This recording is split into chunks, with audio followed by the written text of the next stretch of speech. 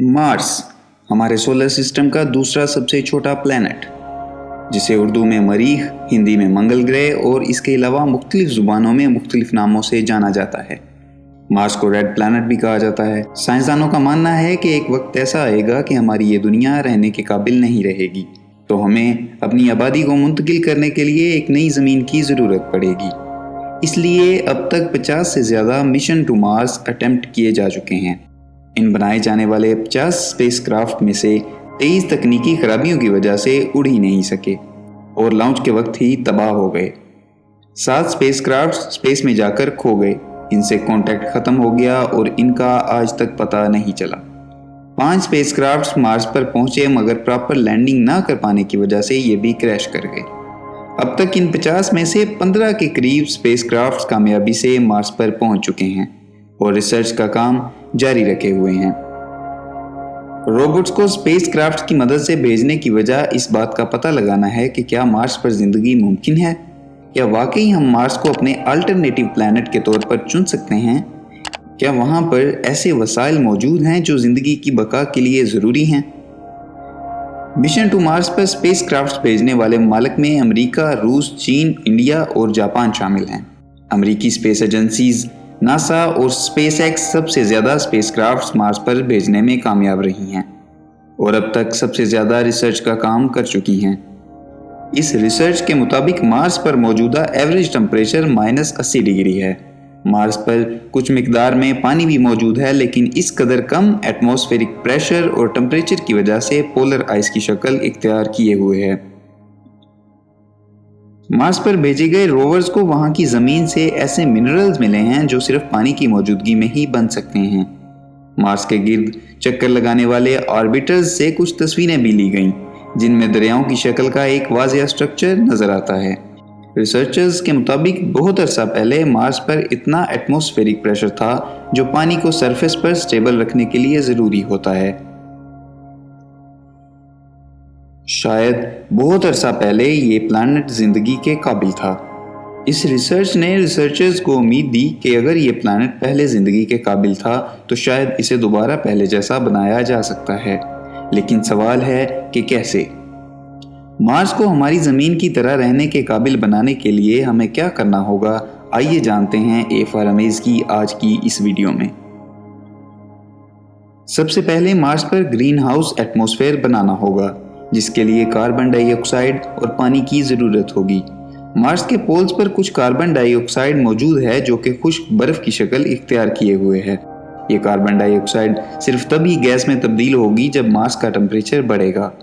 Mars के temperature को बढ़ाने के लिए साइंसदानों ने कुछ ऑप्शंस पर गौर किया, जिनमें से एक है कि स्पेस में घूम रही एस्ट्रॉइड्स का रुख मार्स की तरफ कर दिया जाए।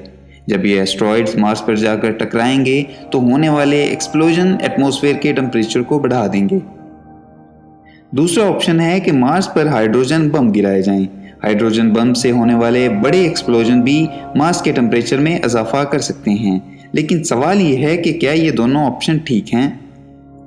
शायद नहीं। मार्स पर जाने की वजह हमारी ज़मीन का तबाही की तरफ बढ़ना है। पिछले 150 सालों से हमने अपनी ज़मीन के एटमॉस्फेयर को बहुत गंदा कर दिया है। इसमें मौजूद खतरनाक गैसेस दिन ब दिन क्लाइमेट चेंज काज कर रही हैं।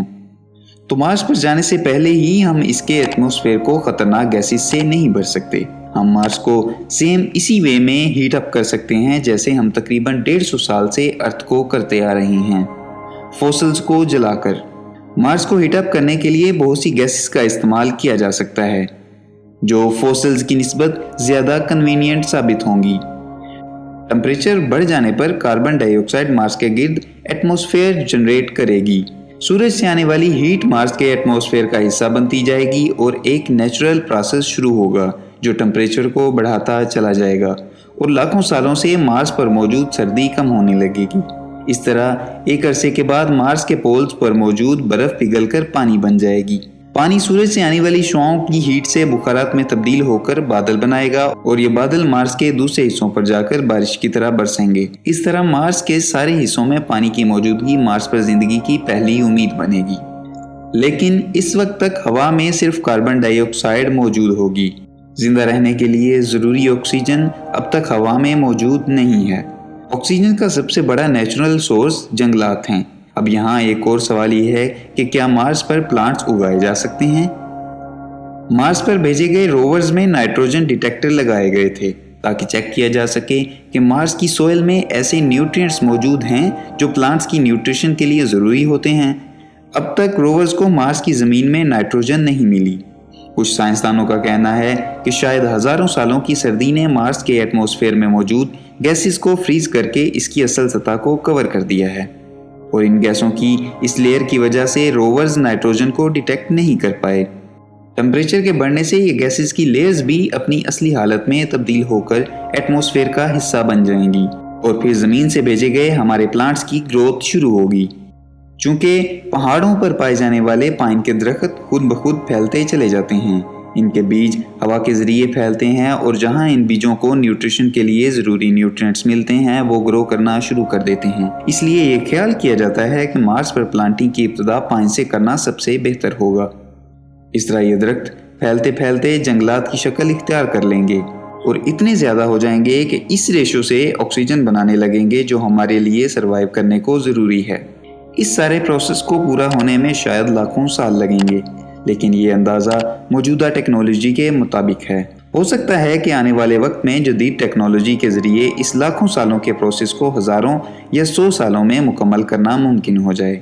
हमारे सोलर सिस्टम में मार्स के अलावा और भी प्लैनेट्स मौजूद हैं, लेकिन क्या आपने ये सोचा कि हमने बाकियों को छोड़कर मार्स को ही अपने मुस्तकबिल के घर के तौर पर क्यों चुना? खैर, ये एक अलग टॉपिक है और इसे छोड़ते हैं ए फॉर अमेज की अगली वीडियो के लिए।